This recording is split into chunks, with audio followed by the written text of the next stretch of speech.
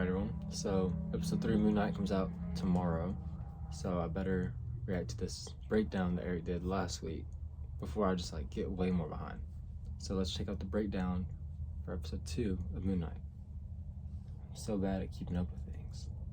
I'm trying though, I'm just busy. 1, 2, 3. Welcome back to NewRockstars, I'm Erik Voss, and this is a breakdown of Moon Knight episode 2, in which Moon Knight narrowly escapes a bunch of vegans by killing their dog. Okay, opening shot. Over sand, we hear the sounds of Moon Knight's beatdown on that jackal that ended last episode.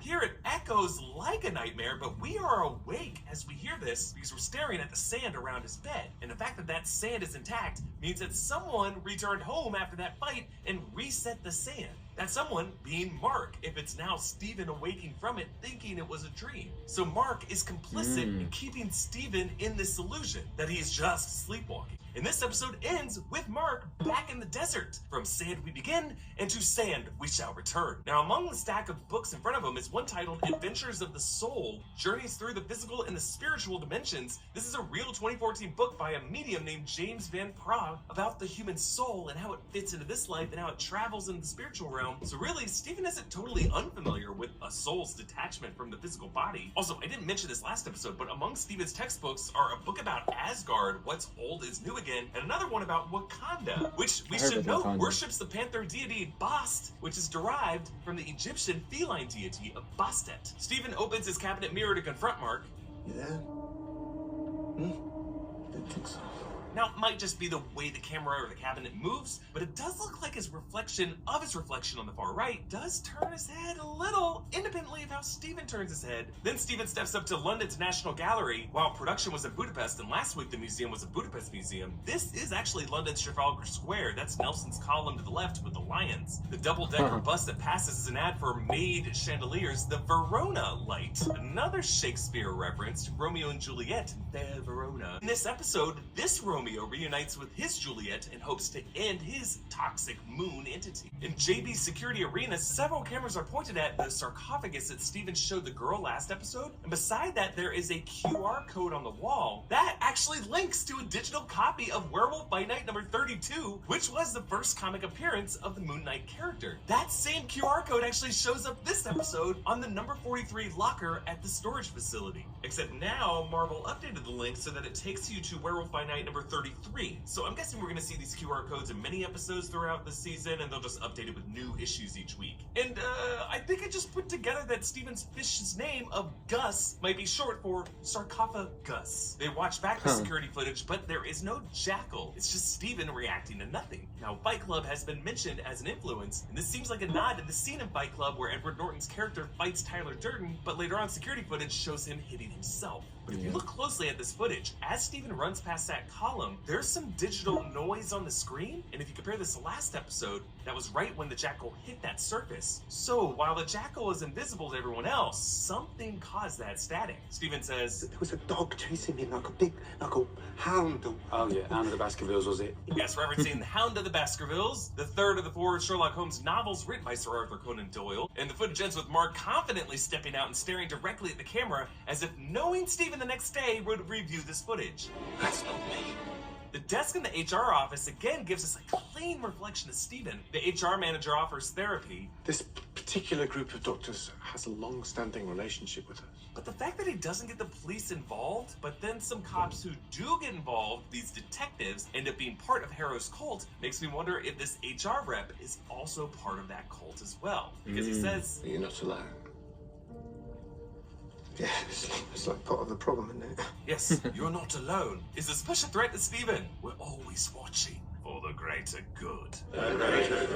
If you look at this brochure, it shows a woman holding hands with a doctor, which could be a nod to Harrow's Emmett assessment, which does evoke the Scientology auditing process. MT also pointed out on Inside Marvel that the pamphlet is also covered with the logo of a green crescent moon shape, which just could be a sign that even Khonshu and his possession could all be part of Steven's mental health delusions. Steven is forced to give up his name badge, a name that even JB never committed to memory, foreshadowing how this episode ends with Steven surrendering his Steven identity identity to his Mark Spector identity. His gold-painted friend, Crawley, again, his homeless friend from the comics, never moves a muscle until Steven hugs him and Crawley side-eyes him. Just a little example of something tricky happening just outside of Steven's perception. Now, in addition to the QR code detail, the locker number 43 could be a nod to Moon Knight number 43, in which Moon Knight faces Seth Falcon, a villain who drains a person's life, similar to the way Arthur Harrow does in the series. The walls of Mark's storage unit are reflective, but noticeably cloudier than the other reflective surfaces we've seen on this show. Maybe a safeguard put in place by Mark, so that when he was in this room, he wouldn't accidentally see Steven's eyes and accidentally surrender control back to him. Steven finds Mark's pistol and stacks of foreign currency. The red 100 notes are Chinese yuan, making me wonder what reason Mark might have needed to go to China or interact with Chinese buyers. Maybe a deal with the 10 rings. Mark's American passport lists his birthday as March 9th, 1987. Oscar Isaac's real-life birthday is March 9th of the year 1979 because Hollywood subtracts 8 years for men, but then adds 16 for women. The issue date is December 14th, 2018, which means that Mark got his passport during the blip, which started in May 2018 of the MCU timeline, confirming that Mark was not dusted during those 5 years. Steven finds the golden scarab, which hovers over his palm. So you have a compass.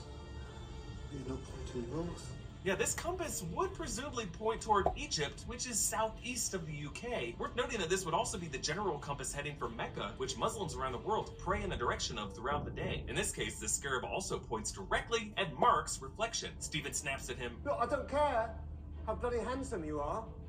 Tell me what it is you are. Yeah, gotta love the meta joke for Oscar Isaac there. But for Steven, he sees handsomeness as a factor of confidence, something he doesn't have. Thus, he's unable to see his own good looks. Mark explains, I serve Khonshu.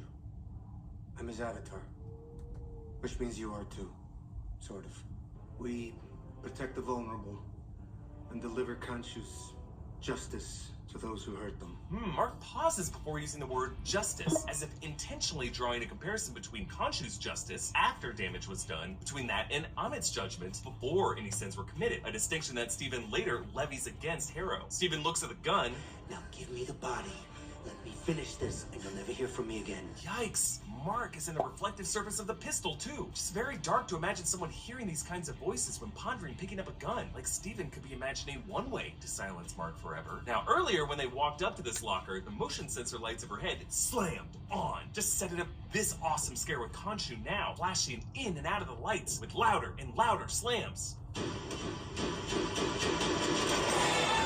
So the lights alone represent the demon, like the barrels and jaws representing the shark. This also works like an inverse of David F. Sandberg's amazing Lights Out short, The Ghost in the Light, instead of The Ghost in the Dark. Steven gazes up at Khonshu's form as the lamp overhead glows brighter and brighter, and I just love how you can now see a big divot in the ridge of his beak, like he's been in some kind of battle in this ghostly form. And then you can see up into his skull orifices a ribbed texture interior for our pleasure. Because the inside of a lot of skulls are rarely smooth or sanded down, just little details like this make him more lifelike. Layla pulls up to him, greeting him upside down, just like that shot of him entering the museum earlier. She says to him, You really could have given me any sign if you were alive. Yeah, throughout this conversation, he sees her through the mirror. The people he speaks to in mirror reflections are just difficult for him to trust as legitimate. In his flat, when Layla looks at Gus in the tank, Mark's reflection appears in the tank behind hers, despite Steven being back in the door, showing how Mark is now in a kind of sunken place, trapped in an Egyptian-themed tank like Gus is. Way out of your depth. Brother, you're literally in the depths. Now, on the shelf are some visible titles. Joseph Pearl's Revealer of Secrets, which is considered the first modern Hebrew novel written in 1819, a satirical collection of letters among Hasidic rabbis. Mark Spector is Jewish, son of a rabbi, something this series will explore with a Jewish cultural consultant listed in the credits. Also, The Man in the Ice, which is a book about the 1991 discovery of a 5,000-year-old Neolithic corpse in the glacier in the Alps. It's actually not that far from the valley where Steven woke up last episode. And of course, Man in the Ice, we definitely have another one of those in the MCU. But the book Layla picks up is a collection from French poet Marceline Debordé-Vamore, Les Fleurs, or The Flowers, from the year 1833. The two of them quote the opening verses from Les Séparés, or The Separated. Marceline Debord-Valmore. Ne crie pas. Je suis triste et je voudrais m'éteindre. Les beaux étés Sans sans toi. toi, C'est la nuit sans flambeau. Which translates to, do not write, I am sad, I would like to die out. The beautiful summers without you are the night without a torch. These words reflect the separation between these two lovers. And it's sweet that Layla's favorite poet was Steven's favorite poet, despite him having no other memory of her, and Mark even trying to block her out. Like MJ still wearing Peter Parker's broken necklace. Another example in the MCU of love persevering through memory. Then a detective's knock at the door. DC Fitzgerald and DC Kennedy here. Fitzgerald and Kennedy. Interesting names for detectives, because it's the middle name and the surname of the US President John Fitzgerald Kennedy, because these are probably fake names recognizable to an American, but less so to a Brit. Actor Ann Ackern is credited as Bobby and David Ganley as Billy. When they bring in Steven and run Mark's records, his file number begins with 1975. That was the year Moon Knight first appeared in Marvel Comics. And the assigned agent is Nick Pepin, the real-life production manager on Moon Knight and several other Marvel titles. Love it when they work the crew names in there. The photo here shows at least 4 bodies shot in the heads at an archaeological dig site in Egypt, which seems like this is all being taken from Moon Knight comics, where Raoul Bushman murders Marlene's archaeologist father before Mark becomes Moon Knight. Something that may be the case with Layla and her father. But uh-oh, the cops are drinking the Amit Kool-Aid based on their tattoos. There's a tattoo also on the kid with the soccer ball, and her tattoo seems to even move a bit as she's holding that ball. The soccer ball is unworthy. Oh, soccer ball, it's a shame you can't be here to see the world we create. Arrow greets him. I hear you loud and clear, Stephen Grant of the gift shop.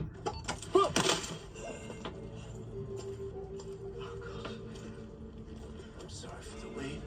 Yeah, they mixed in sounds of broken glass in his sandals on each of his steps. Khonshu begs Steven to kill Harrow, break his windpipe, but Steven ignores him, and Khonshu kicks the trash bin. Just a little thing setting up all the invisible forces smashing stuff in the climax of this episode. As Khonshu watches from the roof, his crescent moon staff frames the streetlight above. There's no light of the moon yet, showing how Khonshu is still powerless at this point in the scene. Inside, Bob Dylan's Every Grain of Sand plays once more, just like it did in the opening scene of the series. There's some cult members watching serene nature footage, just classic Clockwork Orange style indoctrination there. Harrow recommends a lentil soup. Victor's recipe.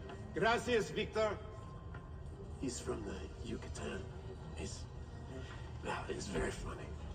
Victor. There is a Victor Mancha in the Marvel Comics, aka Victorious, cyborg son of Mexican mother Marianela Mancha, and Ultron Tech, who's part of the Runaways, ties in with the Age of Ultron storyline, later kills Vision's son Vin. I don't know if this is the same Victor. I just love how Harrow feeds Steven these lentils that were grown in their community garden while using a gardening metaphor to describe Amit's judgment. She tears evil up from the root, casting her judgment before any evil's done. That's why we must resurrect her. Almost as if he's saying, you're enjoying our garden, trust the gardener. But Steven rightfully counters. If Amit judges people pre-evil, like before the fact, then isn't she judging an innocent person? A thought can't be evil, can it? I think about killing my boss all the time, but I wouldn't actually do it. What about a child? Would she kill a child for something they might do in 30 years? And Steven doesn't buy Harrow comparing kids to deceased limbs needing amputation, so Harrow has to whip out the big guns. This is Amit's gift to her first avatar. It contains in it a tiny sliver of her power. Yes, another reference to Amit's first avatar, who betrayed her, who might have speculated could be Pharaoh Ramatut, aka K. And they flee as Harrow uses the cane to open a purple crack in the ground through which another jackal arises. Another example of glowing purple rifts through dimensions in the MCU after Spider-Man No Way Home. Perhaps the purple glow indicates the realm between universes, what Wong called the dark border between known and unknown realities. And it is from this realm where these hell beasts are summoned. Harrow chants,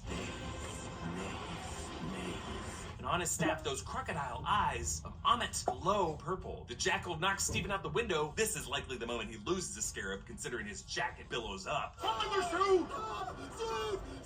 But Steven hits a superhero landing dressed as a dapper Mr. Knight look, taken directly from Warren Ellis' 2014 comics, whereas Mr. Knight in the comics is really a clever criminologist detective, another main form of Khonshu. In this series, it's really just the form Steven Grant takes when he tries to summon Khonshu. The suit is a finely tailored 3-piece suit with a form-fitting mask with stitching down the center of the face, reflecting Steven's fractured identity. But I love his shoes, loafers with these white wrappings, just a little hint of that mummy linen aesthetic. He and Mark argue. She should have needed a suit. Yeah, the ceremonial armor from Khonshu's temple, not Psycho Colonel Sanders. Oh my God, I don't need Yeah, I just like how in response to that, the Mark reflection blinks his glowing eyes slowly in disappointment. Layla breaks the bottle over the Jackal's head so that she could see it with the fluid that's sticking to him, but then the Jackal lifts them both and slams them against the wall. As it does so, you can still see the last of those little droplets of fluid shaking off from the motion. Steven tries to lure it away.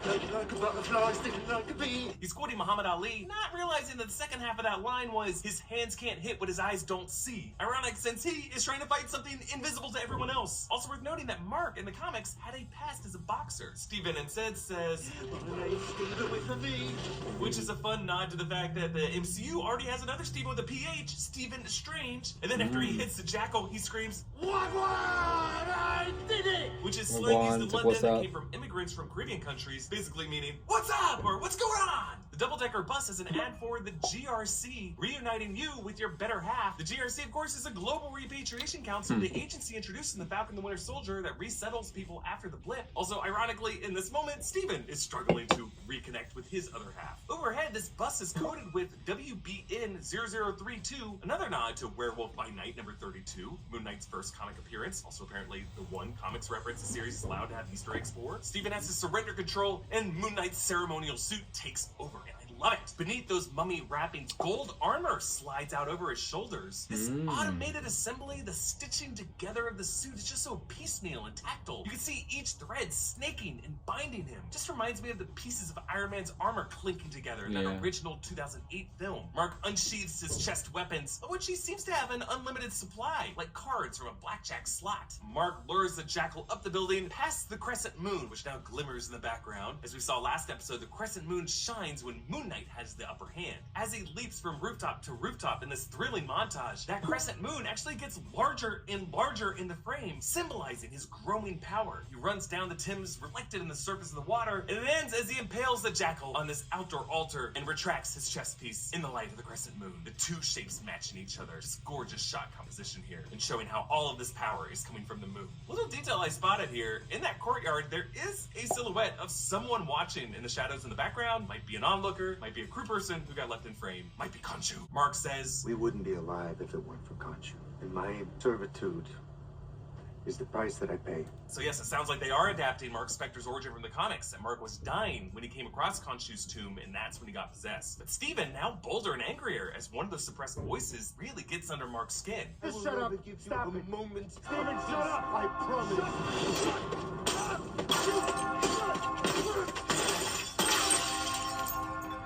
Yes, the church bell tolls for Mark's mental break, like the bell of a boxing ring signaling the end of a round. Another nod to Mark's boxing history, like the church is saying, hey, break it up, back to your quarter. Now, odd detail here, if you count the bell chimes to try to figure out the hour, it rings at least 14, maybe 15 times, which is crazy because church bell towers never ring more than 12. So they may have doubled up, because as we cut in and out of Steven's reflection, they could have done that to show both identities hearing the first couple chimes. I love how Khonshu appears among the gargoyles of the roof, just blending in with the surroundings. And the shot does not break from Mark's perspective as we then look up to another rooftop where Khonshu is suddenly appearing there, mid-sentence, and then the camera drifts right back down to Mark where Khonshu is right behind him. And I love how in the moonlight now, streaming through the tree, you can clearly see how this skull is actually floating over his body, but those errant hairs connected to his skull drape downward to make it seem like there is a connection, like a marionette head defying gravity. Love this transition here as Khonshu steps across frame, his wrappings dissolving into the falling curtain that Mark had draped over a broken mirror to hide his reflection. Since Mark is in a different spot of the room, the reflection is Steven, covered in a bedsheet on the bed, his knuckles bloody. This means that Steven must have tried to break out of this state violently and injured himself, now looking a lot like Martin Sheen after he cut his hands on the broken mirror in Apocalypse Now. And in that cracked mirror, you can see Steven is wearing the Star of David necklace, another nod to his Jewish heritage. Mark stumbles across the room, opening the curtains to reveal the pyramids of Giza of Egypt. And I just love that this whole sudden transition to Egypt took us here while we were in Mark's perspective, confirming that Khonshu backseats his avatar, whoever is at the wheel, Steven or Mark, and that this avatar, like us, is really just along for the ride. Now, over the credits plays the Egyptian anthem El Malouk by Ahmed Saad, featuring Inaba Double Zouch, awesome Egyptian jammer to end this episode. And the final shot of the credits actually changes from last episode. Before, it was an amazing shot of Moon Knight's hooded ceremonial warrior attire. Now it is Mr. Knight. Again, the best way to support us is to check out our great merch shop. Well, Mr. Voss, you've done it again. Very interesting things. I'm so excited for tomorrow, see what he's gonna do in Egypt, and hopefully get more actual Moon Knight action, but we'll see. Let me know below which one of these facts are your favorite. Leave a like, subscribe, and I'll see you next time.